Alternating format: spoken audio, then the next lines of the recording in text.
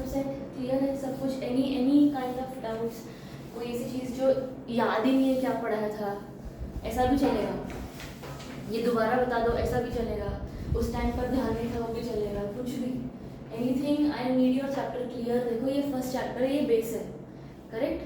तो प्लीज़ इस चैप्टर को एकदम बैठिए नहीं होना, है ना? कहीं पर कुछ भी डाउट आता है तो आप बताएंगे बिना सोचे समझे कि भाई क्या बोलेगी क्या नहीं, कोई कुछ नहीं बोलेगा। तुम यहाँ पर पढ़ने आए हो ना, पढ़ो बस, अच्छे से पढ़ो। होल्डिंग कंपनी और पेरेंट कंपनी से शुरू करते हैं, ठीक है? एक बार टॉपिक देख लेते हैं ना। तो होल्डिंग कंपनी तुम्हारी, तुमको समझ में आएगा कि होल्डिंग कंपनी क्या होती है? जब एक कंपनी दूसरी कंपनी को होल्ड करती है। होल्ड दो तरीकों का, कौन सा? Very good.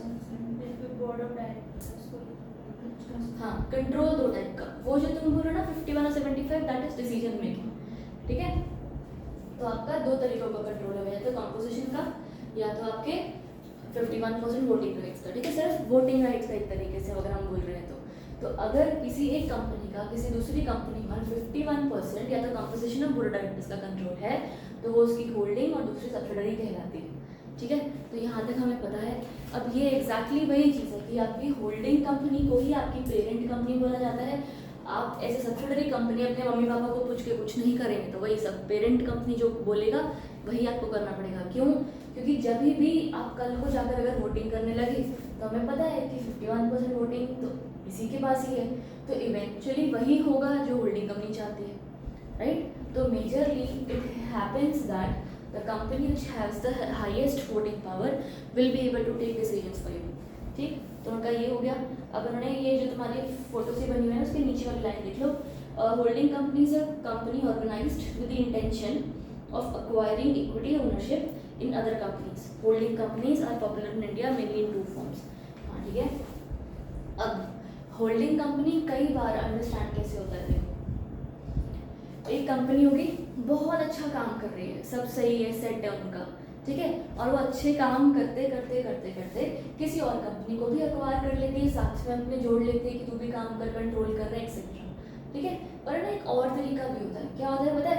मान लो आपकी कंपनी एक, मेरी कंपनी है एक करण की एक और कंपनी, ठीक है? तो हम तीनों लोग कंपनी चला रहे हैं, अच्छा अपने अपने फील्ड्स में एक्सेल कर रहे हैं। हम तीनों की कंपनी आपस में जुड़ी हुई है कोई ना कोई तरीके से, करेक्ट? तीनों भाई बहन करके कंपनियां चला रहे हैं। अब एक तरीके से हो गया। अब यहाँ पर क्या हो रहा है ना, हम तीनों की शेयर होल्डिंग, हम तीनों की वर्किंग थोड़ी बहुत ही अलग अलग है, but eventually the work, the nature of the work is almost the same, ठीक है? हम अपने टैक्सेस पे कर रहे हैं, हम सब कुछ कर रहे हैं, सब कुछ हो रहा है। एक है ना प्रॉब्लम कहाँ आ रही है कई बार कि आपके मैनेजमेंट में अलग चीज़ हो जाती है, या उसमें मुश्किल होती है, एक्सेट्रा एक्सेट्रा।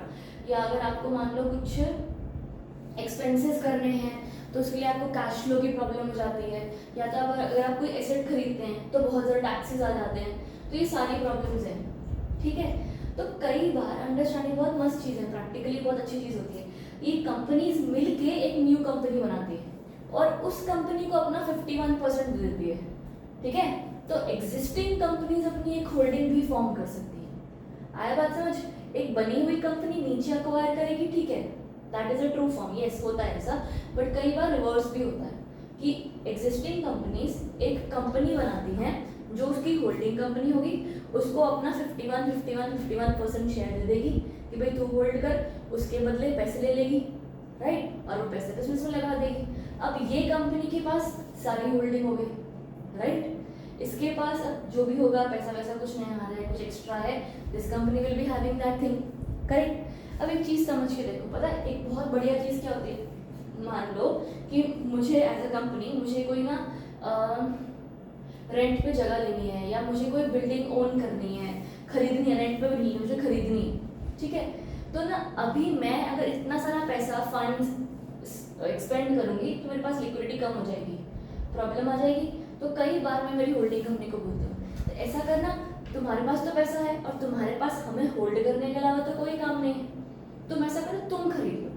तो होल्डिंग कंपनी के नाम पर ज़मीन खरीदी जाती है और मुझे रेंट पे दे दी जाती है होल्डिंग कंपनी से ही। आया समझ? अब हम 4 में हैं, ठीक है? मान लो यहाँ पर रश्मि है, उसकी होल्डिंग कंपनी है, उसने मुझे ही जगह रेंट पर दे दी, तो मैं इसी को ही पैसे दे रही हूँ। घुमा फिरा के हम आपस में ही कमा रहे हैं और टैक्स बचा रहे हैं, राइट? कितना वो सही क्राइटेरिया रहता है, ऐसा कई बार करता है बहुत सारी companies, that is a very normal thing to do. Various companies do that. मान लो मुझे पैसे की ज़रूरत है तो मैं मेरी होल्डिंग कंपनी को बोलूँगी कि यार मेरे को लोन चाहिए, अब वो मुझे लोन दे देंगे, मैंने इंटरेस्ट देती रहूँगी। तो होल्डिंग कंपनी को बिना कुछ काम करे बहुत सारा काम है और बिना कुछ काम करे बहुत सारा पैसा है, क्योंकि उसको अपने ही घर से पैसा मिला जा रहा है।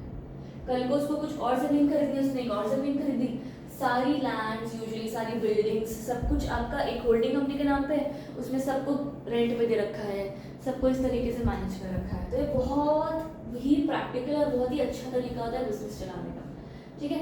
So one of this.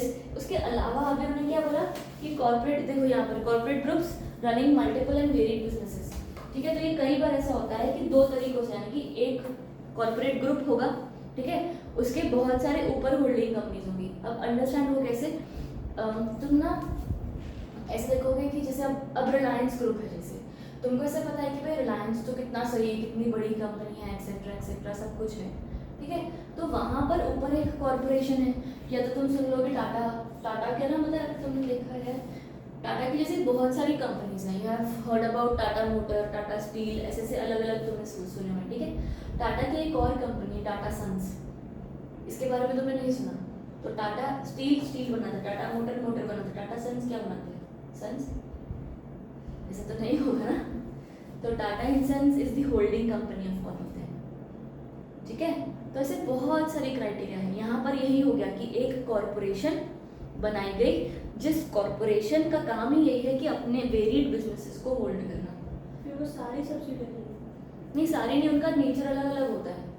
ज़रूरी नहीं है ना कि सब सब्सिडीज हो, सब में ही 51% होल्ड किया हो, किसी को करा होगा, किसी को इंडिपेंडेंट रखा होगा, उनका बिजनेस स्ट्रक्चर क्या होता है, इंडिपेंडेंट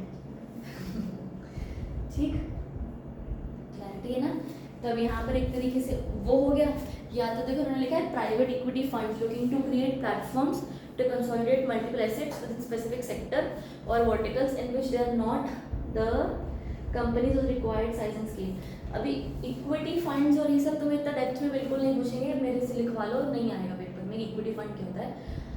सिर्फ जानने के लिए क्या होता है कि कुछ कंपनीज का काम ही है अलग अलग कंपनीज के शेयर्स खरीदना, ठीक है। वो यही काम होता है कि वो इक्विटी के लिए पैसा देते हैं, तो उनसे उनको पैसा देते हैं, उनसे इक्विटी लेते हैं, they are private equity funds, ठीक है। Usually what they do is understand. अब देखो, अगर आपको किसी कंपनी के शेयर्स खरीदने हैं, आप खुद कुछ पैसे देंगे और उन पैसों से आप किसी कंपनी के शेयर्स खरीद लेंगे, ठीक है। एक कंपनी के शेयर्स वैरायटी में होते हैं, कोई कंपनी का 10 रुपये का भी हो सकता है, 1000 का भी हो सकता है, 1 लाख का भी शेयर हो सकता है, ठीक है। अब अगर कोई 10 रुपये का शेयर है तो उसकी अर्निंग कैपेसिटी भी तो उतनी होगी ना, 1 रुपया 2 रुपया कमा रहा होगा। तो मान नहीं तो तुम्हारे पास 1000 रुपये इकट्ठा हुए, तुम फिर भी 1000 रुपये के वो शेयर्स खरीद लो, कुछ तुम कमा लोगे, जितना ज़्यादा खरीदोगे उतना ज़्यादा प्रॉफिट होगा। कोई कंपनी का शेयर अगर महंगा होता है तो तुम उसको शायद 2 खरीद सकते हो, कोई 500 का शेयर हुआ तुम 2 ही खरीद पाओगे, तुम्हारा बजट अभी 1000 ही है ना, कितना ही लगा लोगे मार्केट में, करेक्ट। ये भी प्रॉब्लम है। तो जितना कम खरीदा उतना कम प्रॉफिट होगा, जितना ज़्यादा खरीदोगे उतने मल्टीपल फोल्ड्स में प्रॉफिट्स हो सकते हैं तुम्हारे। इसीलिए ही कई बार कुछ ऑर्गेनाइजेशंस क्या करते हैं पता है, एक फंड क्रिएट करते हैं, ठीक है। फंड इज, मान लो कमेटियाँ डाल रहे हैं, हम सब ने बोला अगर मान लो मुझे कोई कंपनी के शेयर्स खरीदे, मेरे पास 1000 रुपये हैं, ठीक है, तुम्हारे पास अपने 1000 रुपये हैं। हम ऐसा नहीं कर सकते कि चल मिलके सब लोग पैसे डाल देते, हम सबके मिलके 4000 हो गए, ठीक है, प्रॉफिट ज़्यादा आएगा, ज़्यादा होल्ड कर रहे होंगे, डिविडेंड ज़्यादा मिलेगा पर शेयर का भी, करेक्ट। तो ये प्रॉब्लम थोड़ी सी सॉल्व हो गई ना। अगर कोई बड़ी कंपनी है जिसके शेयर्स ही महंगे, तो हम इकट्ठा पैसा करेंगे तो पूल करेंगे, ज़्यादा शेयर्स ले पाएंगे, ज़्यादा से ज़्यादा अगर शेयर्स लिए तो ज़्यादा डिसीजन मेकिंग हो जाएगी। और हम तो 4 लोग की बात कर रही है, 4 लाख लोगों की बात करते हैं। तो प्राइवेट इक्विटी फंड्स है, एक इक्विटी फंड, फंड का मतलब अंडरस्टैंड क्या होता है, फंड का मतलब पैसा इकट्ठा करके कहीं लगाना, ठीक है। तो एक प्राइवेट कंपनी जो इक्विटी में इन्वेस्ट करती है, ऐसा फंड बनाया हुआ है, आया समझ। पैसा इकट्ठा कर रहे हैं, क्यों, क्योंकि पैसा इक्विटी में लगाना है, बढ़िया। तो प्राइवेट इक्विटी फंड्स बहुत सारे लोगों से पैसा इकट्ठा करते हैं ताकि मल्टीपल वाली कंपनीज में पैसा डाल सके, जिनका आपस में कोई आपस में लेना देना नहीं, बस क्या पैसा कमाना है। म्यूचुअल फंड्स की तरह करते हैं, बोल सकते हो तो, हाँ टाइप ऑफ म्यूचुअल फंड हो सकता है। आया? ठीक है, तो बस एक नहीं आया पेपर में, ठीक है, बताना चाहिए यहाँ तक। ठीक है तुम्हारे पास। So you have what a holding company is, what do they do, दो तरीकों से फॉर्म होती है, एज अ कॉर्पोरेट ग्रुप और as a private equity fund. Then you have the structure lead several advantages to इधर the corporate group और the investor. हाँ ठीक है, जान दो, ये भी रहने दो, ये भी रहने दो, नेक्स्ट पेज पर आ जाओ, कुछ काम का नहीं।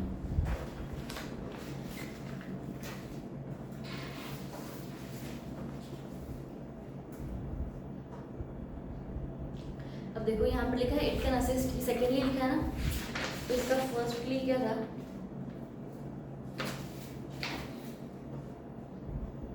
अच्छा हाँ, फॉर एग्जाम्पल के ऊपर लिखा हुआ है firstly holding company can gain control over it's subsidies without investing entire equity requirement. मतलब पिछले पेज पे बच्चे मिला सबको? ठीक है, एक ये पॉइंट मार्क कर दो सिर्फ। अब इस पॉइंट में उसने क्या लिखा है, एक कंपनी बिना ज़्यादा पैसा लगाए किसी कंपनी को कंट्रोल कर सकती है। ये कैसे हुआ?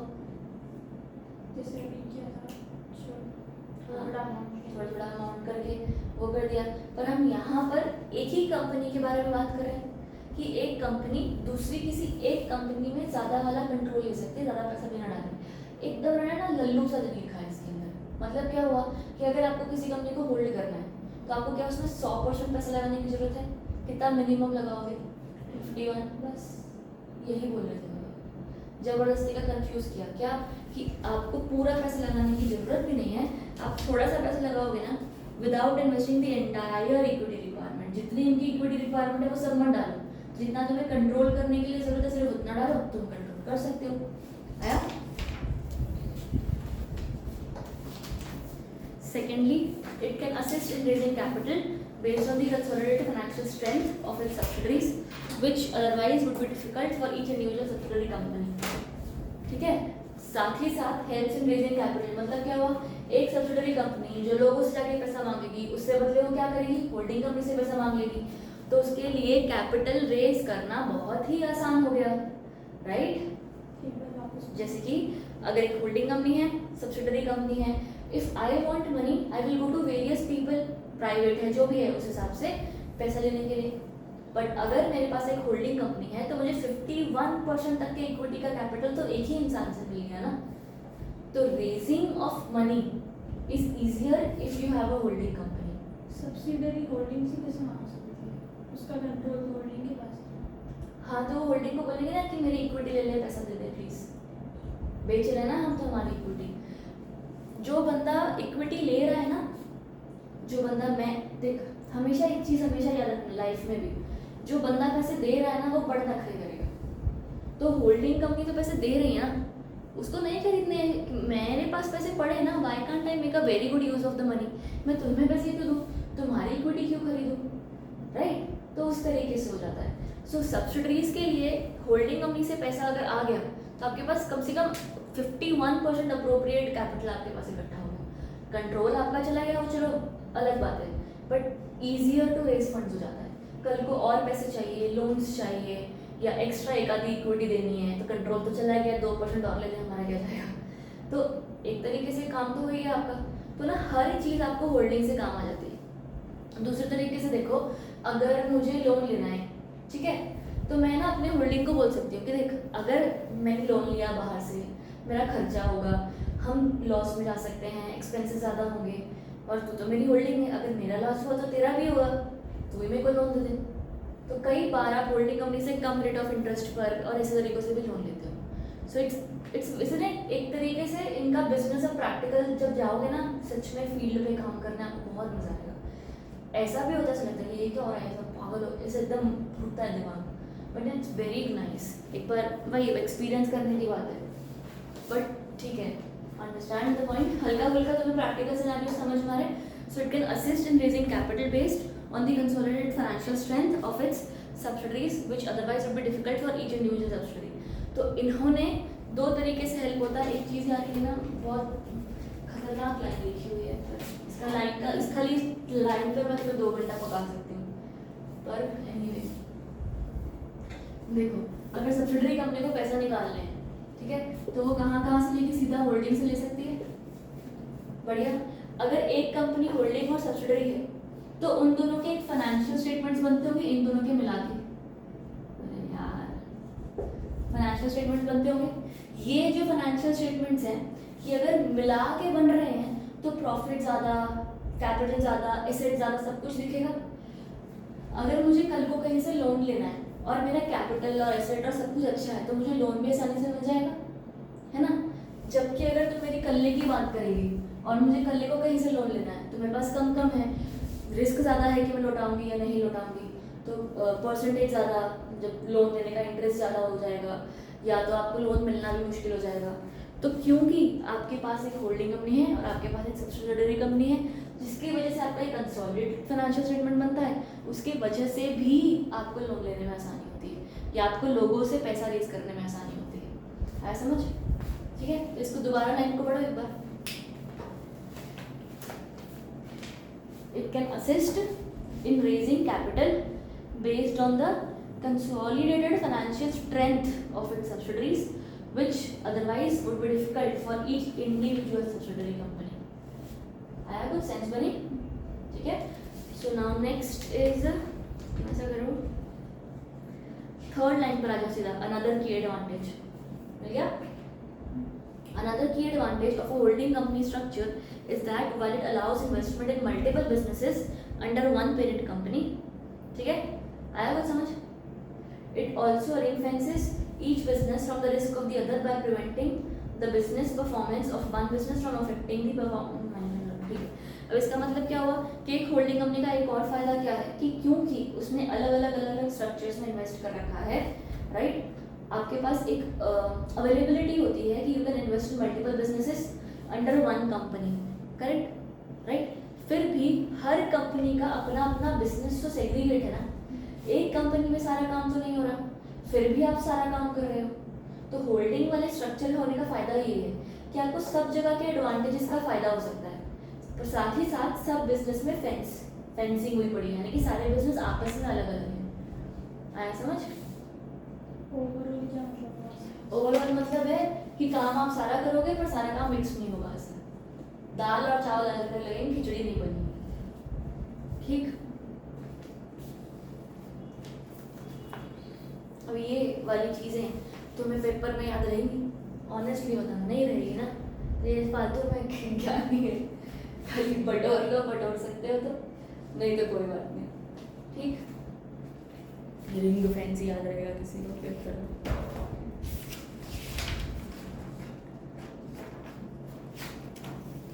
अगर होल्डिंग कंपनी में आपको कुछ भी ऐसा लिखने को आया तो लिख पाओगे इतना जितना भी मैंने बोला उसका। अगर तुम्हें 5 पॉइंट्स लिखने हो लिख पाओगे, कैसे कंट्रोल होता है ये लिख पाओगे, कंट्रोल किस टाइप का होता है लिख पाओगे कि 50% वो ब्ला ब्ला वो लिख पाओगे।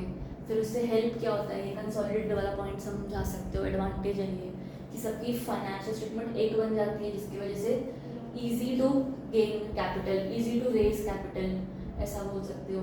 उसके अलावा they invest in multiple businesses yet each business is different from each other, ये रिंग फेंस का मतलब यही है ना, उस तरीके से तो आप ये सब लिख पाओगे। ठीक है, नेक्स्ट अभी मैंने टाइप्स बोले, टाइप्स भी यार शुरू से हैं पर ठीक है।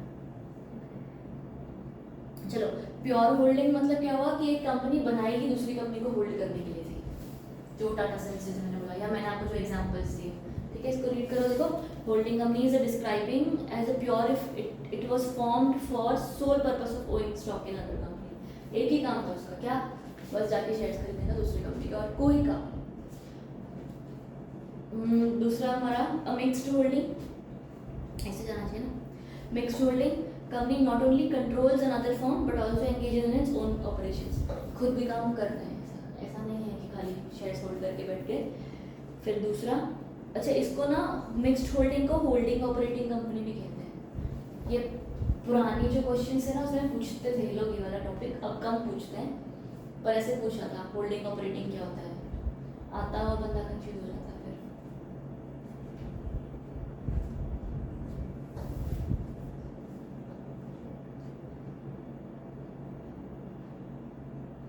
ठीक है, अब इमीडिएट और इंटरमीडिएट ये ऑलमोस्ट सेम है, जो अगले दो है ना ये ऑलमोस्ट सेम है, ठीक। अब यहाँ पर यूजुअली इमीडिएट में क्या होता है, मान लो एक कंपनी ए है, ये होल्डिंग है, उसके नीचे बी है, ये सब्सिडरी है, बी के नीचे एक सी है जो इसकी बी की सब्सिडरी है, ठीक है, राइट। इसके अंदर ये बी कंपनी को इमीडिएट होल्डिंग बोला गया है, एक ऐसी कंपनी जो किसी और को होल्ड करती है पर उसको भी कोई होल्ड करता है, जबरदस्ती का मतलब था, सेंस था ये बताने का।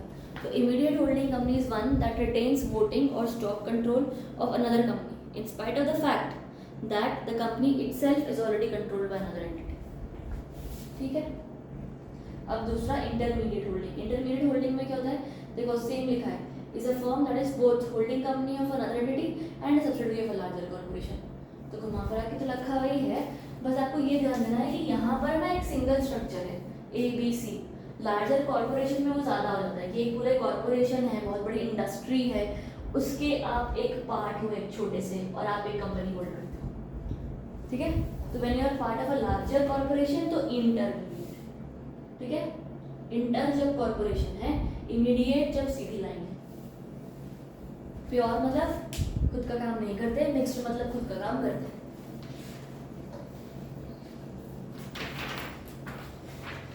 इसके बाद तुम्हारे बेनिफिट्स दिए हुए हैं, greater control for smaller investment, थोड़ा सा पैसा लगाया नहीं कि मस्त बढ़िया अपना कंट्रोल आ गया।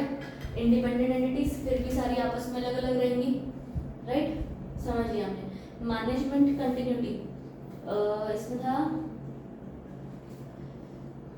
चल पढ़ लेते हैं। Whenever a parent company acquires other subsidiaries, it almost always retains the management. मतलब मैंने अगर कोई कंपनी एक्वायर करी तो उस कंपनी का मैनेजमेंट इज उस कंपनी के board of directors.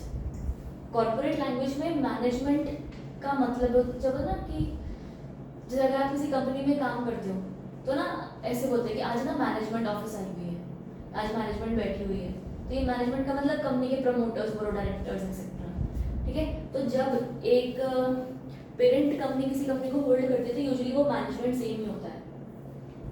Whenever a parent company acquires other subsidiaries, always retains the management, वही वाली मैनेजमेंट सेम रहती है सर, चेंज नहीं करते वो। क्यों? क्योंकि उन टॉप लीडर्स को पता है ना कि कंपनी में क्या हो रहा है। अचानक से आप टॉप ही बदल दोगे तो सब बोल देंगे कि क्या हो गया अचानक से। और अगला टैक्स इफेक्ट्स, हाँ ठीक है, तो जैसे मैंने आपको बताया कि आपने ज़मीन खरीद ली, मुझे रेंट पर दे दी, तो मैं तो बढ़िया खर्चा दिखा रहा हूँ अपना हर महीने का।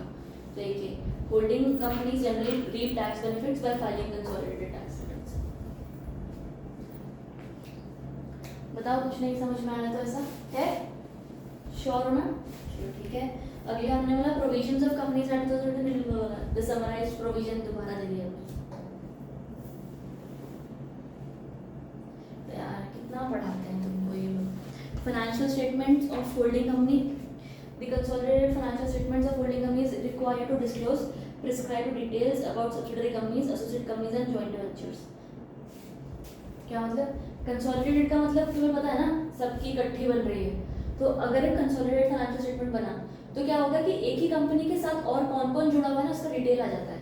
तो इसीलिए ही अगर आप एक होल्डिंग और सब्सिडियरी रिलेशनशिप में हैं तो आपको एक कंसोलिडेटेड भी फाइल करनी पड़ती है और एक इंडिविजुअल भी फाइल करनी पड़ती है। ऐसा जबरदस्ती होता है अकाउंटिंग स्टैंडर्ड्स या किसी में कुछ होगा, ठीक है। That is a mandatory thing. क्यों? क्योंकि ऐसा ना हो कि तुम तो लॉस में जा रहे हो, तुम्हारी वाली को सब्सिडियरी या कोई कंपनी, एसोसिएट कंपनी वो बढ़िया प्रॉफिट कमा रही है, तो इस वजह से तुम्हारा लॉस नलिफाई हो गया, तुम लोग ठीक ठाक पे पहुंच गए, राइट। ऐसा भी रहना चाहिए, इसलिए कंसोलिडेटेड भी होता है और अलग अलग भी होता है। If a holding company has more than one subsidiary, if a company has one or more subsidiaries, associate companies and joint ventures, it shall prepare a consolidated financial statement of the company and of all the subsidiaries, associate companies and joint ventures in the same form and manner as that of its own. तो consolidated भी बनाओ, वैसे ही बनाओ जैसे खुद का बनाते हो और एक खुद का तो बना लेंगे, ठीक है। सेपरेट फाइनेंशियल स्टेटमेंट, हाँ ठीक है, दोबारा वही बात है, खुद का एक अलग से बनाएंगे।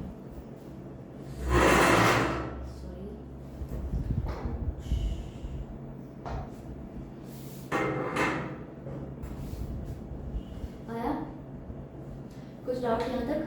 अगला तुम्हारा disclosures in balance sheet of holding company, हाँ ठीक है। अपनी इन्वेस्टमेंट बताओगी। ये ज़्यादा नहीं पीछे पड़ जाते हैं इस क्लास में, तो इसको पूछेगी भी नहीं पेपर, बंदा 6 पेज से वही पढ़ता है। Disclosures in profit and loss account of holding company. Profit and loss account of holding company shall disclose dividends from subsidiary companies. Provision for losses of subsidiary companies. Provision for loss मतलब Provisions जो मतलब loss के लिए रखते होते हैं, Very good, very उस good. काम पे टाइम पे हो, उस टाइम पे काम करेंगे। हाँ। So every company having a subsidiary or subsidiaries has to submit consolidated financial statements in addition to its own। अरे यार ठीक है, कितने दिन में? 30 दिन from the date of annual general meeting. Annual general meeting के बारे में हम पढ़ेंगे, ठीक है। बाकी तुम्हें मैंने बताया था ना, कंपनी में 2 टाइप की मीटिंग्स होती हैं, एजीएम जो साल में एक होती है, एनुअल जनरल मीटिंग। देखो ये क्यों है, एक चीज़ खाली समझ के देखना। एजीएम एक ऐसी चीज़ है जहाँ पर सारे मेंबर्स आ रहे हैं, तो आप है ना उन मेंबर्स को अपनी सारी फाइनेंशियल स्टेटमेंट्स दिखाते हो। क्यों? क्योंकि वो मेंबर वो हैं असल वाले ओनर्स जिन्होंने पैसा लगाया है, ठीक है।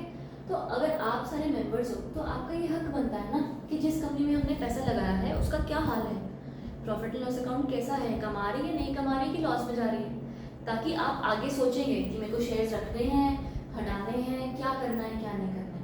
एक चीज़ ये समझ में आ गई। और है ना उस प्रॉफिट एंड लॉस स्टेटमेंट में कई मेंबर्स ऐसे होते हैं जिनको सच में अक्ल होती है, हम तो चलो नहीं पता, कुछ भी नहीं पता, पर कुछ अच्छे लोग होंगे, कुछ बड़ी कंपनीज होगी जो जिस कंपनी में शेयर्स होल्ड कर रही है, राइट, तो they know how to read those financial statements, correct. तो आप उनको बताओगे, वो लोग पूरा पढ़ेंगे, चेक करेंगे, कोई एम्बिग्यूटी, कोई ग्लिच, कोई मिस्टेक, कोई फ्रॉड, कुछ भी होगा, सब कुछ होगा। तो एक कंपनी में जनरल मीटिंग में ये फाइनेंशियल स्टेटमेंट सबके साथ शेयर किए जाते हैं, अच्छे से अनाउंस किए जाते हैं। कंपनी का ऑडिटर भी उस मीटिंग में होता है, बोलता है कि क्यों मुझे यहाँ पर ये चीज़ गलत लग रही है।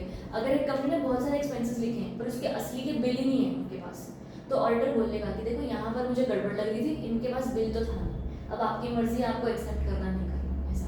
सो देयर आर वेरियस तरीके, ठीक है। अब ये चीज़ समझ में आ गई।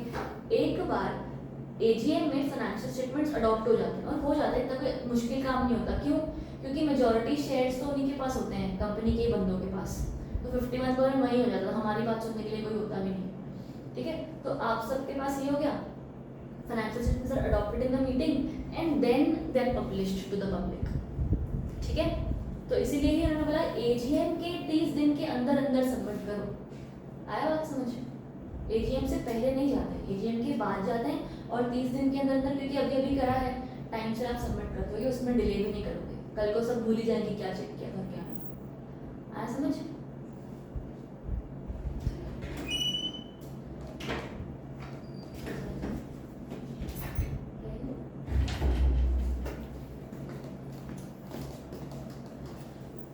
फिर नेक्स्ट तुम्हारा in case of a company has a website, तो वेबसाइट पे भी चिपका देगा सब कुछ, जैसे separate audited accounts instead of each of subsidiaries on website, separate copies, ठीक है। ठीक है, ये चीज़ ठीक है। अगला तुम्हारा हो जाएगा डिसएडवांटेजेस।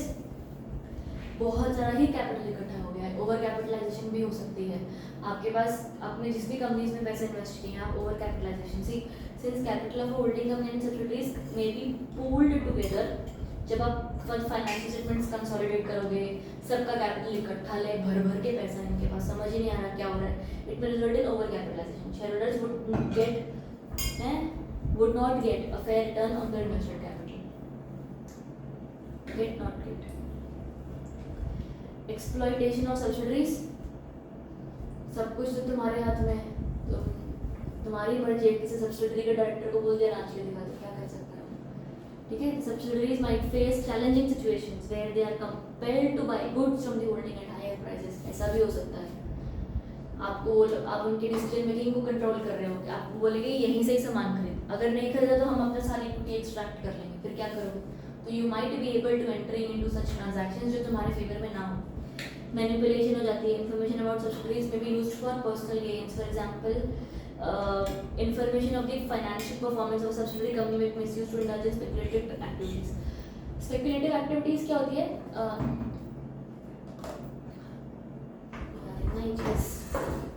जो लॉफुली गलत होता है। स्पेकुलेशन, सट्टा लगाना है ना, सट्टा वाली, हाँ वही हो गया एग्जैक्टली। तो अब यहाँ पर अगर देख एक चीज़ है, मेरे पास मैं होल्डिंग कंपनी हूँ और मेरी अगर सब्सिडरी कंपनी है, इसका मेरे पास सारा कंट्रोल है, तो यहाँ पर पत्ता दिया मुझे समझ में आ जाएगा, बोलने की बात है कि मुझे समझ में आ जाएगा, करेक्ट। अब क्या होता है ना, मैं इस कंपनी से वैसे कोई लेना देना नहीं है, मैं इस कंपनी में काम नहीं करती जाती नहीं, मुझे कोई फर्क नहीं पड़ता, but I know everything about it. तो ये कंपनी मान ली कल को प्रॉफिट करने वाली, ठीक है, tomorrow it is going to earn profits. तो मैं क्या करूँगी, मैं अपने किसी दूसरे रिश्तेदार को बोल दूँगी, देख ये कंपनी के ना आज के आज शेयर्स खरीद ले, कल को इसका दाम बहुत बढ़ने वाला है, जैसे ही बढ़ेगा बेच देना, अपना ले जाना है, राइट। तो ये स्पेकुलेटिव ट्रांजैक्शंस होते हैं, where you enter into a transaction having prior knowledge की कंपनी में क्या हो रहा है। ये चीज़ एक्चुअली गलत होती है। गलत कैसे है? ये शेयर खरीद रहे हैं। हाँ ये गलत है ना, देख ये ना बहुत एथिकल क्वेश्चन हो जाता है यहाँ पर। मैं होल्डिंग, मैंने मेरे पे रखते हैं, ठीक है, मैं होल्डिंग कंपनी में थी, मैंने मान लिया तुझे फ़ोन किया कि रश्मि ऐसा कर फटाफट ये कर ले, और तू तो मेरी भाई बहन में से भी कुछ नहीं आता, किसी को पता ही नहीं चलेगा कि हमारी बात हुई, ठीक है। मैंने तुझे फ़ोन किया, तूने शेयर्स खरीद लिया, बढ़िया प्रॉफिट हो गया, हमने बांट लिया। अब ये चीज़ अगर इन बेचारों को पता होती तो ये भी तो कर लेते, इनको तो नहीं पता थी ना। तो आपने पब्लिक से जेन्युइन एडवांटेज लेने का मौका छीन लिया, करेक्ट। तो आप अगर कोई ऐसी इंफॉर्मेशन यूज़ करते हैं जिस इंफॉर्मेशन से सिर्फ आप ही को फ़ायदा होता है, और ये इन्फॉर्मेशन आपके पास इसीलिए है कि आप ऐसी एक पोजीशन होल्ड करते हैं किसी कंपनी में, तो ये चीज़ आम जनता के साथ गलत हो जाएगी और ऐसा नहीं होना चाहिए। तो ये वाले तरीकों को ना एक वर्ड है इनसाइडर ट्रेडिंग भी कहते हैं। तो these are some kind of speculative transaction which should not be done, ठीक है। उसके बाद तुम्हारा कंसंट्रेशन ऑफ इकोनॉमिक पावर, मान ले एक इंडस्ट्री है, टॉयज की इंडस्ट्री है, ठीक है, एक होल्डिंग कंपनी है, सारे सब्सिडरीज ने खरीद ली। अब एक ही कंपनी है जो टॉयज बनाती है, क्यों, इवेंचुअली होल्डिंग भी हुई, सब्सिडरी भी हुई, एक ही तरीके का खिलौना बन रहा है मार्केट में, क्या कर लोगे, कंसंट्रेशन ऑफ द पावर, कि हर जगह पर इकोनॉमिक पावर एक ही बंदे के पास हाथ में आ गई। So the concentration in the hands of those who manage the holding company, और होल्डिंग कंपनी के पास सारी पावर है दी एंटायर सब्सिडरी की। और अच्छा इवेंचुअली जो मैंने पॉइंट समझाया वो आई थिंक मोनोपोली को रिलेट करना चाहिए कि एंटायर मोनोपोली कर लिया एक कंपनी ने, बाकी उसके अलावा सब्सिडरी के भी इकोनॉमिक पावर सारे के सारे ऊपर होल्डिंग के पास है, ठीक है। कुछ नहीं समझ आ रहा है सर, हल्का फुल्का, ठीक है, ऐसा चल जाएगा वैसे। अगला सब्सिडरी, अब ये point of view of subsidiary बात करने लग जाएंगे, तुम्हें ये होपफुली जल्दी समझ में आ जाएगा। तो subsidiary company in relation to any other company means a company in which the holding company controls the composition of the board of directors और exercises control more than half. अपने को ये रटा हो गया लाइन। अब next explanation, company shall be deemed to be subsidiary of the holding company even if the control refer to one और two, ऊपर जो पॉइंट्स है ना एक दो, ठीक है, इस of another subsidiary company of the holding company. ये मेरे को तुमने समझा था ना रश्मि, क्या था ये, वो वही चेन वाला, ए बी को होल्ड करा है, बी सी को होल्ड करा है, बस। बाकी उन्होंने कंपोजिशन समझाया, एक्सप्रेशन समझाया, लेयर समझाया, ये सब हम पढ़ रखे हैं। कंट्रोल की डेफिनेशन भी सेम है, पढ़ रखे हैं। उस पर आ जाओ, केस लॉ पर आ जाओ। In RE Oriental Industrial Investment Corporation Limited versus Union of India, control over the composition of subsidiaries board of directors can arise from provisions in subsidiaries memorandum or article or from a contract with the subsidiary empowering holding company to appoint directors, ठीक है। आप किसी company में board of directors appoint या remove कर सकते हो, ये ऐसे चलते फिरते पावर नहीं आती है, इस चीज़ का एक बैक एंड एग्रीमेंट, एक बात होना चाहिए लिखित में, कल को नहीं तो मना कर देंगे, नहीं जाता क्या कर लेगा, तो फिर क्या करोगे तुम, तो इसीलिए ही the control is backended by an agreement between the companies or it might be written in the articles or memorandum of the company, ठीक है, आया समझ। Further provided that such class or classes of holding companies as may be prescribed shall not have layers of subsidiaries beyond such number, as यहाँ पढ़ रखा है हमने, वैसे 3 होते हैं बट बाकी यहाँ पे as may be prescribed रखा है, मतलब 2 layers होते हैं, 2 सब्सिडरीज होती हैं, 3 कंपनी होती है ना।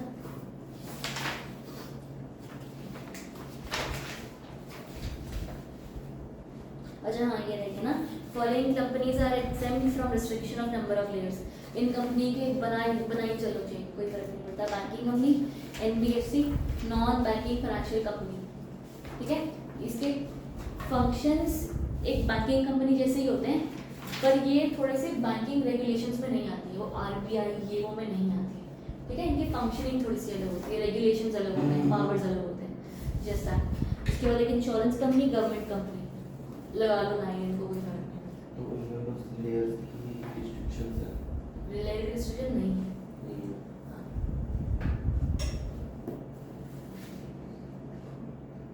पर अब जाके मैंने लेयर का बताया कि रिस्ट्रिक्शन होता है, बियॉन्ड 2 नहीं हो सकता। 25 पेज हो गए, लेयर लेयर लेयर कर रहे हैं, आंसर अब आए, ठीक है। मार्क किया सबने, पढ़ लिया, कहाँ है, मिल गया।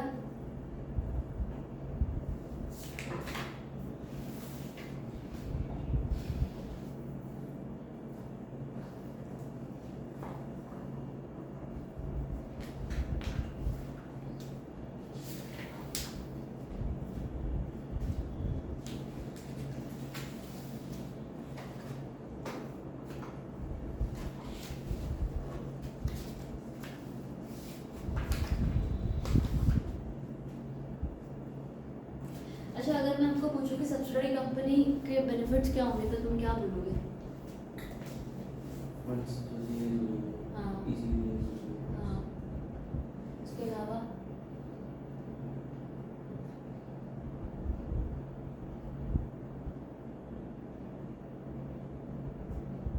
कंट्रोल इजी बेटर इसके पास होगा कम। तो ये एडवांटेज कैसे होगा?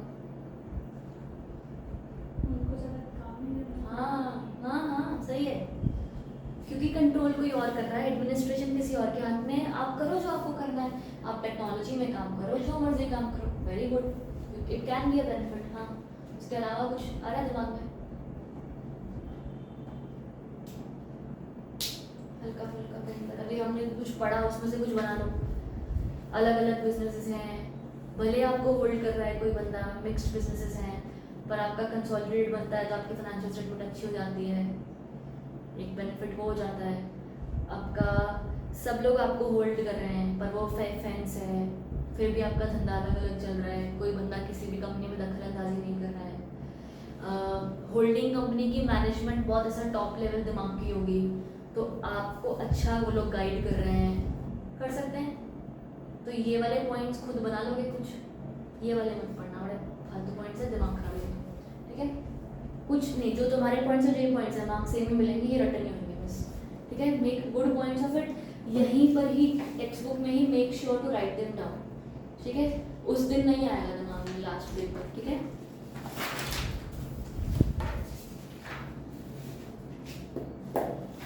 एसोसिएट क्या था?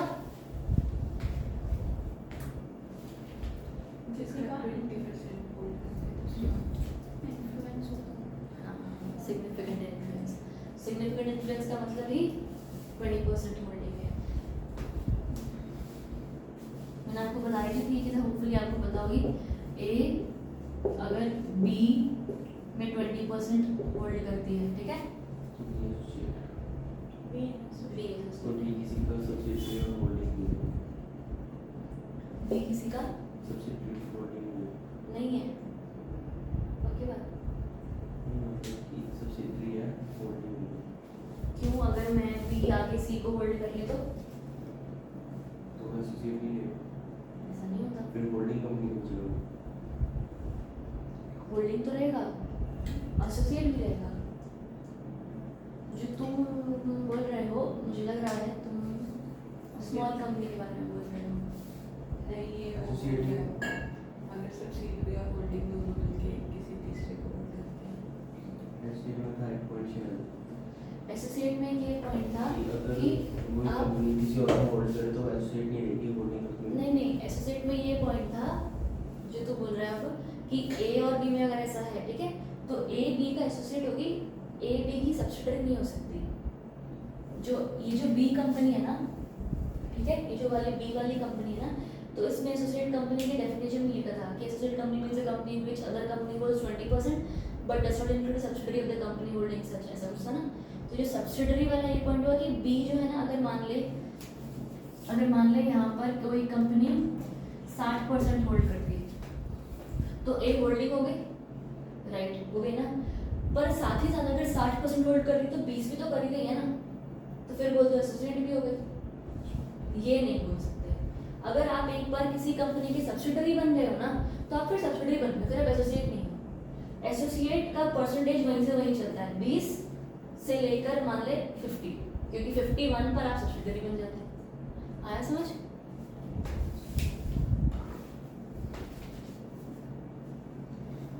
हाँ ठीक है। तो सेक्शन 2(6) ये डब्बा हमने पढ़ रखा है वैसे पीछे। Associate company in relation to another company means a company in which that other company has a significant influence but which is not a subsidiary company of the company having such influence.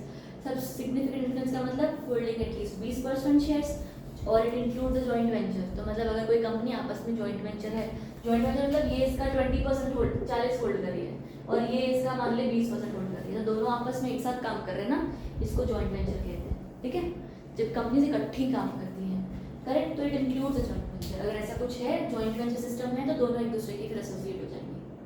ठीक है, तो तुम्हारा ये हो गया। Next, purpose of significant influence. दोबारा control, देखिए जो तुम कहते थे भैया, control of at least 20% of total voting power but less than 50। ठीक है। Next, control of business decision under an agreement. आपने आपस में कोई एग्रीमेंट किया हो जिसमें आपने बोला होगा कि मान ले कि अगर एक कंपनी दूसरी कंपनी का कुछ होल्ड कर रही है अच्छा परसेंटेज ऑफ शेयर कैपिटल, तो ऐसा हो सकता है कि कंपनीज के बीच में एक एग्रीमेंट हो कि अगर कोई भी ऑर्डर 2 करोड़ के ऊपर का है तो हम आपस में पूछ के बात करेंगे, राइट। तो there might be an agreement between the parties wherein they will say कि भाई business agreement after business decisions after an agreement किए जाएंगे, आफ्टर कंट्रोल किए जाएंगे। आया? Control also includes right to appoint majority of directors, right to control the management, policy decisions. Same ठीक। अब additional compliances, it will be considered as a related party. Related party तुम्हें अभी कहीं पर भी पढ़ा नहीं गया है। रिलेटेड पार्टी स्पेसिफिक एक लंबा चौड़ा मतलब पूरे 1 पेज का आंसर है किताब में।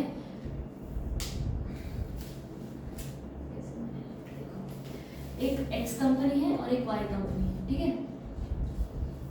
अभी जो एक्स और वाई है ना, दोनों एक दूसरे को नहीं जानते, कोई इनके बीच में कोई ट्रांजैक्शन, कोई ऑर्डर्स कुछ पास हुए होंगे, ठीक है। तो इसने इसको कोई सेल किया, इसने इससे कोई परचेज किया और सब कुछ अलग अलग इनका चल रहा है। मान लो यहाँ पर एक्स और वाई के बीच में एक सेल हुआ, एक ऐसी कमोडिटी का हुआ जिसका प्राइस है 100 रुपये पर किलो। बढ़िया, सब कुछ इनका सेट चल रहा है, एवरीथिंग इज गुड। एक्स को ना एक और ए है इसका रिश्तेदार दूर का, इनके साथ एक कॉन्ट्रैक्ट हुआ जहाँ पर उसने वही चीज़ जो 100 रुपये वाली किलो की थी ना, उसने इसको ऐसा मान लो कि 600 रुपये किलो में बेच दी, ठीक है। अब ऐसा क्यों किया होगा? सस्ता बेचे तो मान भी देंगे, रिश्तेदार सस्ते में दे दिया, महंगा दिया तो क्यों दिया?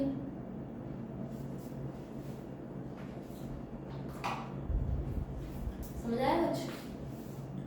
यहाँ पर अगर ऐसा हो रहा है, if that is the case, तो x और a है ना, इनके बीच में बहुत सही कॉन्ट्रैक्ट हो रहा है। क्या हो रहा है? वाई से कुछ फायदा मिलता होगा। y तो चलो ठीक है, y तो अच्छा आदमी है, इसका तो कोई लेना देना नहीं है x और a के बीच में। अब x और a में होशियारी क्या मार रहे हैं लोग पता है? x ने यही सेम चीज इसको 600 रुपये में दी, ठीक है। इसने अपना एक्सपेंस दिखा दिया, तोड़ एकदम 600 रुपये का मेरा तो एक्सपेंस आना है, बहुत बड़े एक्सपेंस है, मेरे तो लॉस में ही जा रहा हूँ मैं। और जेब में से बाद में जो 500 रुपये निकाल के एक को कैश में दे रहा था, किसी को पता नहीं लग रहा, राइट। सो यहाँ पर बहुत सारी ऐसी चीज़ें होती हैं। मान ले एक्स की कंपनी जो है वो लॉस में जा रही है, तो उसका भी फॉल्स प्रॉफिट्स आ गए और इसको भी अपना प्रॉफिट कम हो गया, इसके भी टैक्सेस बच गए। तो ऐसे बहुत सारे ट्रांजैक्शंस होते हैं जहाँ पर लोग आपस में एक दूसरे से को क्योंकि जानते हैं उस तरीके से ट्रांजैक्शंस करते हैं और गलत बिजनेसेस में एंटर करते हैं, ठीक है। तो कंपनीज एक्ट कहता है कुछ कंपनीज आपकी रिलेटेड होती हैं। हो सकता है कि एक मान ले डायरेक्टर है, वो एक कंपनी में डायरेक्टर है, दूसरी में भी डायरेक्टर है, तो वो दोनों कंपनीज का डायरेक्टर तो यही है ना, हो सकता है ये इन्फ्लुएंस कर दे डिसीजंस को, राइट। तो वो दोनों कंपनीज आपस में रिलेटेड हो जाती हैं। इसीलिए ही ऐसे रिलेटेड पार्टीज के साथ ट्रांजैक्शंस करना, ठीक है, कंपनीज एक्ट में थोड़ा सा सिग्निफिकेंट से स्क्रूटनाइज किया जाता है, ध्यान से देखा जाता है। अंडरस्टैंड एक चीज प्लीज याद रखना, रिलेटेड पार्टी ट्रांजैक्शंस ऐसा नहीं अलाउड, ऐसा कहीं नहीं लिखा है। Related party transactions are allowed, entirely allowed, बस they keep a check that they are done ethically. जो यहाँ पर 100 में हुआ है यहाँ पर भी 100 में ही हो, ऐसा जरूरी नहीं है, मतलब चलो 120 140 90 80 हो सकता है, बट सही होना चाहिए, ठीक है। कुछ थोड़ा बहुत नेगोशिएटिंग टर्म्स में चेंज हो सकता है, बट वो जो एक आर्म्स लेंथ डिस्टेंस की ना स्कूल में बोलते हैं आर्म्स लेंथ, तो दोनों आपस में काम करें, अलग अलग होकर करें, जिसे सही तरीके से करना चाहिए। अब रिलेटेड पार्टी जो हम आगे कहीं पर पढ़ेंगे, उस रिलेटेड पार्टी की डेफिनेशन में एसोसिएट भी आती है कि जो दो कंपनीज आपस में एसोसिएट हैं वो एक दूसरे के रिलेटेड भी हैं। तो अगर इन दोनों कौन सी अपनी एसोसिएट थी, हाँ ये दोनों अगर एसोसिएट्स हैं, राइट, तो अगर इन दोनों के बीच में कोई भी ट्रांजैक्शन होता है तो इसको भी चेक किया जाएगा कि कहीं ये रिलेटेड पार्टी का प्रोहिबिटेड वाला ट्रांजैक्शन तो नहीं है, कुछ गलत तो नहीं कर रहे, कुछ झूठ तो नहीं कर रहे। आया समझ? बढ़िया। उन्होंने ये बोला, ये वाली चीजें याद रखना, फिर चैप्टर में जब रिलेटेड पार्टी आएगा मैं पूछूंगी क्या था बताओ, ठीक। ऐसा नहीं तो फिर बड़ा डबल टाइम हमारा निकल जाएगा। Okay, next you have consolidated financial statements will also include financial, ठीक है यार, कंसोलिडेटेड बनाना है, इनको भी कंसोलिडेटेड बनाना है।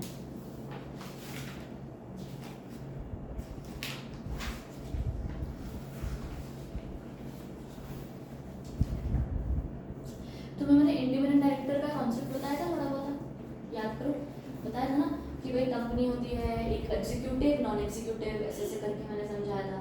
नॉन एग्जीक्यूटिव में इंडिपेंडेंट होता है, वो इंडिपेंडेंट कंपनी के अफेयर से रिलेटेड नहीं होता है, तो नहीं होना चाहिए ना, तभी तो वो इंडिपेंडेंट है, तभी तो वो बाकी की बोर्ड डायरेक्टर्स पर नजर रखेगा कि लोग सही काम तो कर रहे हैं ना, ऐसा मार तो नहीं रहे लोगों की। तो इन्होंने बोला कि following persons can not be appointed as independent director in the company. ये लोग इंडिपेंडेंट डायरेक्टर अगर हमने अपॉइंट किए तो ये तो कोई तरीके से कंपनी से रिलेटेड है ना, तो इनको नहीं अपॉइंट कर सकते। कौन सा? प्रमोटर और रिलेटेड टू प्रमोटर्स और डायरेक्टर्स ऑफ एसोसिएट कंपनी। एक बंदा जो आपकी कंपनी के साथ एसोसिएटेड नहीं है, ए और बी में अगर दोनों एसोसिएटेड हैं, तो मान लो हम इस बी की बात कर रहे हैं, पर अगर कोई डायरेक्टर है जो ए कंपनी में भी काम करता है, या कोई बंदा है जो ए कंपनी के डायरेक्टर की पत्नी है, ठीक है, तो हम उन बंदों को बी कंपनी का इंडिपेंडेंट डायरेक्टर नहीं बनने देंगे। आया समझ? पक्की बात? तो हु इज अ प्रमोटर और related to promoter, promoter is higher than the director. Promoter मान लो जो कंपनी जिसने स्टार्ट करी, जिनका खुद का ये वेंचर है, ऐसा, ठीक है। तो प्रमोटर्स और रिलेटेड टू प्रमोटर्स और डायरेक्टर्स ऑफ एसोसिएट कंपनी, एक हैज और हैड नहीं, रिलेटिव हैज और had peculiar relationship with associate company. मतलब क्या हुआ कि मैंने इस कंपनी को कोई लोन दिया था 2 लाख का, 2 करोड़ का, ठीक है, और अब इसको मेरा कर्जा चुकाना है, और उसी चलते चलते इसने इस कंपनी में मुझे इंडिपेंडेंट डायरेक्टर बना दिया। अब तो मैं यहाँ से वसूल लूंगी पैसे, कुछ भी कर सकती हूँ, क्या पता लगता है, या तो क्योंकि तुम्हारा मेरे पर कर्जा है इस वजह से ही तुमने मुझे किसी कंपनी में डायरेक्टर बना देगी, कर लो झूल, कुछ भी हो सकता है। तो इसलिए ही अगर आपका पेक्यूलियर यानी कि मॉनेटरी, ठीक है, अगर आपका किसी एक कंपनी के साथ पेक्यूलियर रिलेशनशिप है तो आप उसकी एसोसिएट कंपनी में इंडिपेंडेंट डायरेक्टर नहीं बन सकते। होल्डिंग और any other relatives head the position of KMP और any other employee of the associate company. मैंने वो केएमपी वाली पोजीशन होल्ड करके रखी है, की मैनेजरियल पोजीशन मैंने आपको बताया था, आई थिंक एक सीएसवी केएमपी माना जाता है। तो अगर आप अपनी ही एसोसिएट में केएमपी की पोजीशन होल्ड करते हैं तो सामने वाले में इंडिपेंडेंट नहीं बन पाओगे, ठीक है। इंडिपेंडेंट डायरेक्टर का पूरा चैप्टर है, जिसके अंदर का एक पैराग्राफ मैंने यहाँ पे भी लिख दिया।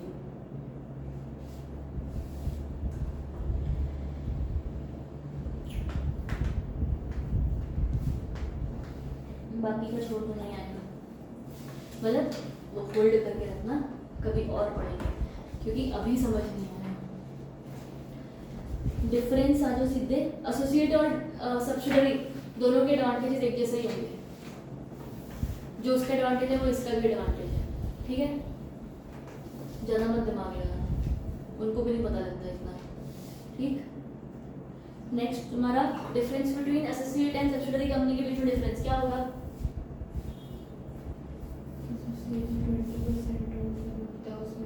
बस बढ़िया। और अगला कुछ इधर उधर है?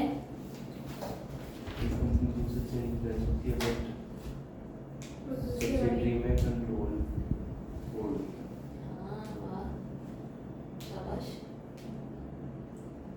और कुछ 3 पॉइंट उन्होंने लिखे हैं।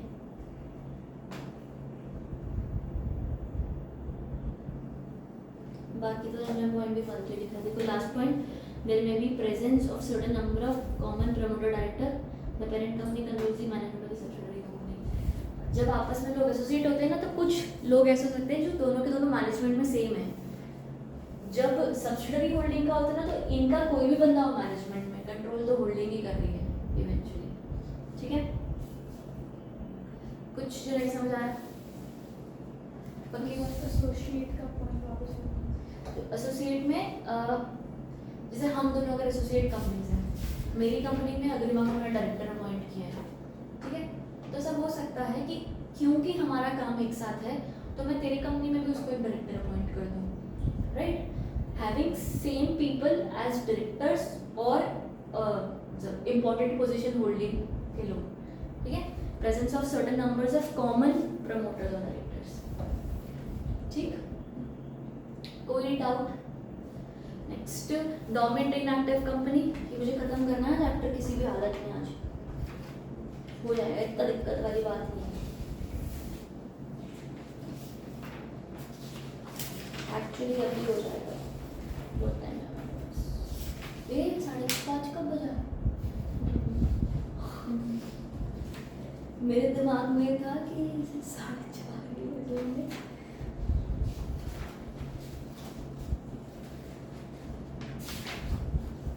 यार तुम लोग इतनी देर से सुन रहे हो बैठ के मुझे चलो, डोरमेंट क्या होता था? डोरमेंट इनएक्टिव, काम नहीं धंधा नहीं, कुछ फालतू कंपनी खोल दी। तो अगर न्यू कंपनी बनाए इनएक्टिव है तो क्यों बनाया? वो नाम रिजर्व करना है एक्सेट्रा। चल रही कंपनी में डोरमेंट बना दिया क्यों? क्योंकि कोई काम नहीं है। वो कैसे पता चलता है? 2 साल से कोई फाइनेंशियल स्टेटमेंट्स फाइल नहीं की, या 2 साल से कोई फाइनेंशियल ट्रांजैक्शन बड़ी वाली करी नहीं, मटीरियल फाइनेंशियल ट्रांजैक्शन नहीं की, छोटी मोटी की हो सकती है, ठीक है। मटीरियल इंपॉर्टेंट, मटीरियल मतलब इंपॉर्टेंट नहीं करी, ठीक। तो मैंने बोला inactive company means a company has not been carrying out, अब हमको पता है, ठीक है, we have already read. Why obtain dormant status? अभी ये लोग बोल रहे क्यों किया ऐसा। Section provides that where a company is formed and registered under this act for a future project or to hold an asset or intellectual property and has no significant accounting transaction, such a company or an inactive company may make an application to the registrar in such manner as may prescribed for obtaining the status of a dormant company. पूरी English समझ आई? कुछ word भी ऐसे जो नहीं समझ में आया? एक चीज़ हमेशा ध्यान रखना, जब कोई न्यू कंपनी बनती है, ठीक है, तो या तो एक प्राइवेट कंपनी बनेगी या तो वो पब्लिक कंपनी बनेगी, ठीक है। बनने के बाद वो लोग एप्लीकेशन देते हैं कि अरे हम कंपनी तो है, हमें डोरमेंट का स्टेटस दे दो, हम कंपनी तो है, हमें स्मॉल का स्टेटस दे दो, ओपीसी का स्टेटस दे दो, ठीक है सर, ओपीसी तो बनती है कॉर्पोरेशन पर। तो ऐसी चीज़ें होती हैं, अंडरस्टैंड द पॉइंट। कोई भी company registered as a dormant नहीं होती है, आया बात समझ? तो उन्होंने वही किया, बनाया और फिर एप्लीकेशन दी और ये लोग डोरमेंट बन गए। तो the word dormant and inactive are synonymous, ठीक है। However, a company has to obtain status of dormant and hence such companies are not incorporated as such. वही लिखा, ठीक। Next, procedural aspect related dormant company और inactive company. Procedure अभी लोग आप कैसे बनोगे डोरमेंट? आप एक फॉर्म फाइल करोगे जिसका नाम है MSC1 विद रजिस्ट्रार, ठीक है। आपको अगर डोरमेंट बनना है तो आप एक एप्लीकेशन फाइल करते हो, form MSC1 to obtain that status. After considering the same, registrar shall file a certificate MSC2. हमको लग गया कि अच्छा हाँ तुम तो हो डोरमेंट, तो हम तुम्हें MSC2 में सर्टिफिकेट दे देंगे, ठीक है। आप एक सर्टिफिकेट फाइल करोगे, वो लोग नहीं बोल, आप एक एप्लीकेशन फाइल करोगे MSC1, वो आपको एक सर्टिफिकेट देंगे MSC2। आया? Allying the status of dormant, ठीक है। The company shall be eligible to apply for dormant status only if अब डोरमेंट मतलब कोई काम नहीं कर रहे हैं ना, तो ऐसा नहीं होना चाहिए कि आप पीछे कोई धोखला करके आए बहुत बड़ा, किसी का कर्जा उठाया, दिया नहीं वापस, और अब आगे अब तो हम डोरमेंट है, अब तो कोई काम नहीं करते, सॉरी, ऐसा नहीं होना चाहिए। तो अगर आपका कोई इंक्वायरी चल रही है, अगर आपका कोई केस पेंडिंग चल रहा है, तो हम आपको डोरमेंट का स्टेटस नहीं देंगे।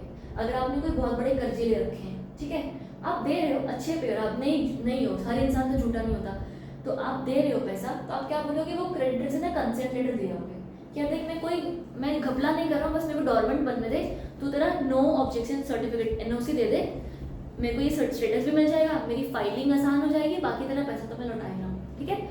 सो ऐसे अलग अलग चीज़ें होती है। अब देखो मैंने बोला कि आपको नहीं मिलेगा डोरमेंट अगर आपके ऊपर कोई इंस्पेक्शन इंक्वायरी ऑर्डर्ड है और वो चल रही है, ठीक है। Second, no prosecution has been initiated and pending against the company. Prosecution मतलब आप पर कोई केस हुआ ना, ठीक है। अगर आपको कोई केस चल रहा है, अगर वो पेंडिंग है, तब भी आपको डोरमेंट स्टेटस नहीं मिलेगा। Companies neither having any public deposits which are outstanding, nor the companies in default of payment thereof or interest thereof, ठीक है।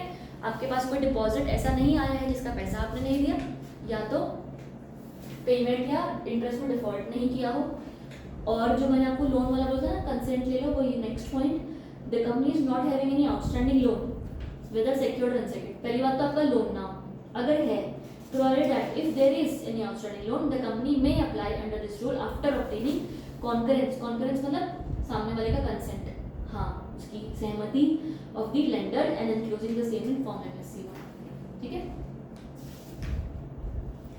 उसके अलावा there is no dispute in the management and ownership of the company। ये समझ नहीं आ रहा कौन management में कौन, अगर ऐसा कुछ है तभी भी आपको डोरमेंट स्टेटस नहीं मिलेगा। बताना था मेरी किताब में तो लिखा ही नहीं था। नहीं है।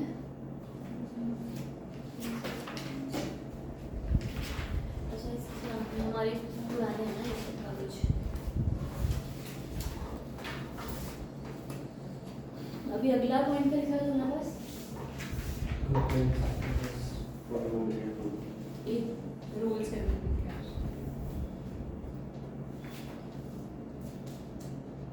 How to become compliance process, compliance process बोल रहा था ना। हाँ। कुछ MSC 1 2 3 भी लिखा था जो पहले बोल रहे थे। हाँ, शुक्र है मेरे लगा तो मेरा नहीं बुद्धि है हमारे की तरफ। अब ये वाला तुम्हारा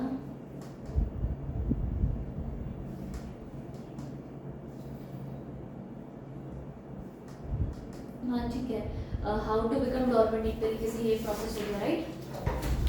तो आपका वही वो ट्रायंगल होगा, ठीक है। How to become a dormant company या प्रोसेस कंप्लायंस प्रोसेस के बारे में बात कर रहे हैं। यहाँ पर मैंने पहला बोला पासिंग ऑफ स्पेशल रेजोल्यूशन और कंसेंट ऑफ एटलीस्ट 3/4 ऑफ द शेयर होल्डर्स। आ रहा समझ, डोरमेंट बनना है तो करंट शेयर होल्डर्स का 75% स्पेशल रेजोल्यूशन चाहिए।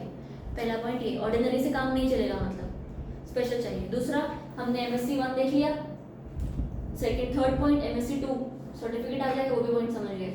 थर्ड पॉइंट उन्होंने क्या बोला, अब आपके पास हो गया ना, तो अब आप वैसे एनुअल रिटर्न फाइल करो जैसे डोरमेंट कंपनी करती है। तो उन्होंने बोला filing of return of dormant company audited by PCA practising chartered accountant, ठीक है, within 30 days of the end of each financial year, ठीक है। फिर आपका ये वाला क्राइटेरिया हो जाएगा कि आप हर साल इस तरीके से अपने अकाउंट्स फाइल करेंगे, साथ ही साथ filing forms of allotment and charge changes in direction situation based. हाँ, बाकी अगर आपका कुछ और चेंजेस हैं तो वो भी आप फाइल कर दो। सिचुएशन बेस्ड मतलब अगर ऐसा हुआ तो आप फाइल कर देना, नहीं तो कोई बात नहीं, ठीक है। ये होता क्या है, PCA और CA में क्या फर्क है?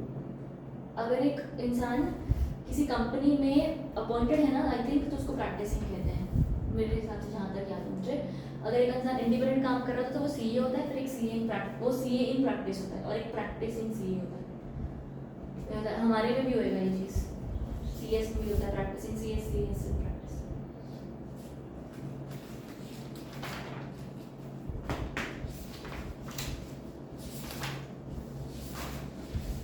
चलो, government company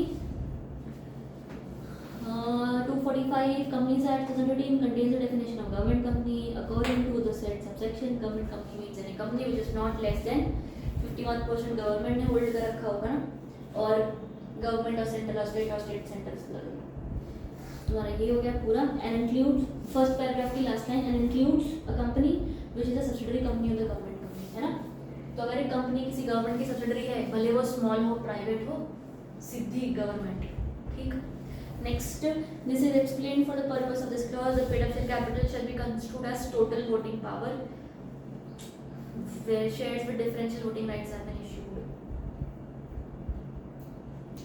DPR analysis of company. जी, देखो अब ना कंपनी में जब शेयर्स इशू होते हैं ना, तो टाइप्स ऑफ शेयर्स इशू होते हैं। तुम्हें जो बेसिक इक्विटी और ये यार इसी तरह तो सारी मार्कर नीचे इकट्ठे हो जाएंगे। तुम्हारे पास जो बेसिक दो शेयर्स होते हैं, एक तुमने सुने होंगे वो है इक्विटी और प्रेफरेंस, राइट। अब ना इतना आसान नहीं है सच में जो दुनिया, इक्विटी के भी अलग अलग टाइप्स होते हैं, लोग तो पागल हो जाते हैं जब शेयर्स बनाते हैं, फिर इक्विटी में भी अलग, फिर चीज़ें अलग, ट्रेडिंग अलग, शेयर्स अलग, सब कुछ अलग अलग हो रहा है।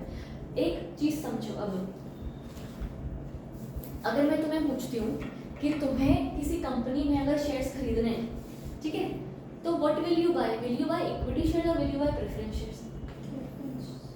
Why would you buy preference shares? क्योंकि उन्हें पहले जो भी होता है अमाउंट पे मिलेगी, बाद में मिलेगा, राइट। एक आपके पास प्रेफरेंस होता है।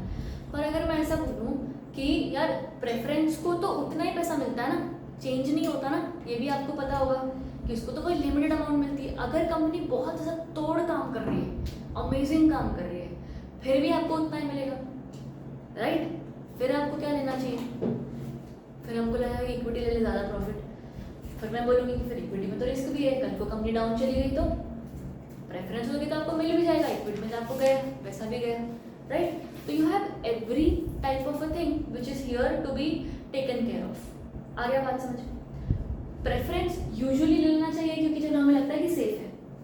अब एक और चीज़ है, वोटिंग में आपको इक्विटी में आपको एक वोटिंग मिलती है, वोटिंग राइट्स मिलती है, आप एक होंगे जिसका एक से होगा कि कंपनी में क्या होना चाहिए क्या नहीं। प्रेफरेंस में तो कोई बात नहीं पूछता, पैसा मिल रहा है ना, लो और जाओ, राइट, यही हाल है हमारा। तो क्या फिर अब इक्विटी लेनी चाहिए? अब लगेगा इक्विटी लेनी चाहिए क्योंकि वोटिंग है, right. So this is a very debatable project है। एक चीज़ और समझ में आ गई। अब एक और चीज़ कि जो आपको वोटिंग मिल रही है, क्या उस आपकी वोटिंग से कोई फर्क पड़ रहा है? सोच के देखो, some person might be having 50%, some person might be having 30% in the company. जो बड़े बड़े लोग हैं ना कंपनी के डायरेक्टर्स, उनके पास 10-10, 20-20% है, तुम्हारे पास 0.2 होगा शायद, तो तुम्हारे वोट से क्या फर्क पड़ रहा है? नहीं पड़ रहा है।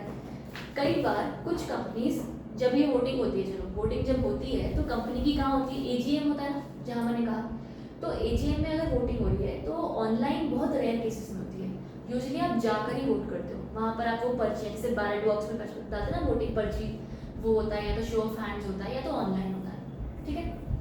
कुछ इंपॉर्टेंट डिसीजन होगा ना तो वो पोस्टल बैलेट से होगा या तो शो ऑफ हैंड्स से होगा, वो ऑनलाइन नहीं करेंगे, ठीक है। तो क्या तुम वो हर मीटिंग में जाने वाले? नहीं जाने वाले। फिर वोटिंग का फायदा क्या? अगर तुम्हारा से है भी तो तुम से करने तो जा ही नहीं रहे ना, right. So there are several things. अब समझ में आ गया? अब एक चीज सोचो, इक्विटी का सबसे बड़ा एडवांटेज ये था अब तक हमारे टॉपिक में कि ज़्यादा प्रॉफिट हुआ तो ज़्यादा कमाओगे, राइट। तो हम ऐसा करते हैं ना कि इक्विटी में से जो वोटिंग काम की चीज़ है ही नहीं वही हटा देते हैं, which is differential voting rights. तो शेयर्स कंपनी के अंदर जब इशू होते हैं ना तो यूजुअली इक्विटी और प्रेफरेंस बेसिस पर इशू होते हैं। कई बार वो कंपनी दिमाग लगाती है और सोचती है कि यार मेरे को ना अपना वोटिंग डाइल्यूट नहीं करना है, मेरा वोटिंग का कंट्रोल मेरे पास ही रहे, नहीं तो कहीं क्या पता कोई इंसान बहुत सारे शेयर्स खरीद ले इधर उधर से और उसके पास वोटिंग आ जाए तो वो मेरी होल्डिंग बन जाए, तो डर है ना इस चीज़ का। तो sometimes when a company issues equity shares it issues DVRs, differential voting rights, यानी कि ये इक्विटी शेयर्स ही हैं पर इन लोगों को वोटिंग राइट्स मिलती ही नहीं है, उसके बदले कुछ एक्स्ट्रा डिविडेंड, कुछ एक्स्ट्रा प्रॉफिट या आपका शेयर का प्राइस कम, ऐसे आपको फायदे मिल जाते हैं, ठीक है। तो जब इन्होंने ज़बरदस्ती की लाइन घुसा दी, बस वर्ड घुसा दिया इसलिए मैं पढ़ा रही हूँ, इन्होंने बोला कि अगर आपका 51% ऑफ दी पेड अप अगर आपका गवर्नमेंट के पास होगा तो आप गवर्नमेंट कंपनी होंगे। इन्होंने बोला इस 51% में DVR नहीं है, ऑब्वियसली क्योंकि DVR के पास तो वोटिंग ही नहीं है ना, राइट। तो बस इन्होंने इतना समझाया हुआ।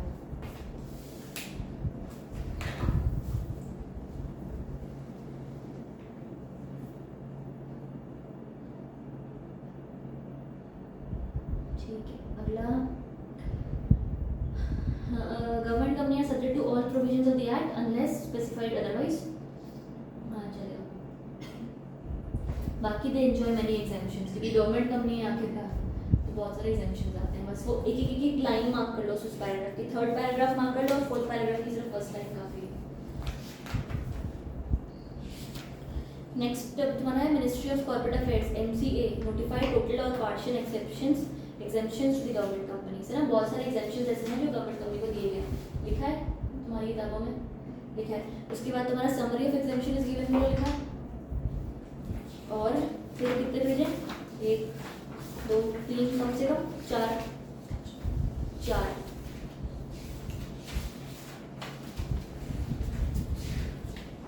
और ये सारे पेज में नहीं पढ़ना, शाबाश, खत्म हो गया चैप्टर। क्योंकि ये पूरे जो सारे तुम्हारे पेजेस हैं ना आगे, every topic relates to different chapter in your book, ठीक है। So if I make you understand that, हम 4 दिन अभी भी यही टॉपिक करते रहेंगे। We will come back to this after study बाकी, ठीक है। तो गवर्नमेंट कंपनी में ना एग्जाम्पशंस मिल रहे हैं आपको, इन चीज़ों के एग्जाम्पशंस मिलते हैं। तो ये चीज़ें क्या हैं वो हम इनके चैप्टर में डेप्थ में पढ़ लेते हैं, फिर आपको पता लग जाएगा कि अच्छा इनको तो ये नहीं करना, ठीक है। ये चैप्टर तुम्हारा ना वैसे इतना से इम्पोर्टेंस होल्ड नहीं करेगा कि अच्छा हाँ ठीक है, क्योंकि ये सब जगह पर लिखा हुआ है, पर ये चैप्टर तुम्हारे आंसर मेकिंग के लिए बहुत इंपॉर्टेंट है। Please take care of that. क्यों? क्योंकि इस चैप्टर के अंदर हर चीज़ का एक जिस्ट दिया हुआ है। अगर आपको गवर्नमेंट कंपनी के बारे में लिखा तो आप है ना डायरेक्टर में गवर्नमेंट कंपनी के बारे में कुछ लिखा होगा, डायरेक्टर वाले चैप्टर में, मीटिंग वाले चैप्टर में उसके बारे में कुछ लिखा होगा, हर जगह पर कुछ लिखा होगा, राइट। तो अब हर जगह से याद करने से बेटर है यहाँ पर एक पन्ने में गवर्नमेंट कंपनी के बारे में सब कुछ लिखा है, correct. Understand this thing, this chapter is very good from the answer point of view, very nice summary दे रखी है, ठीक है।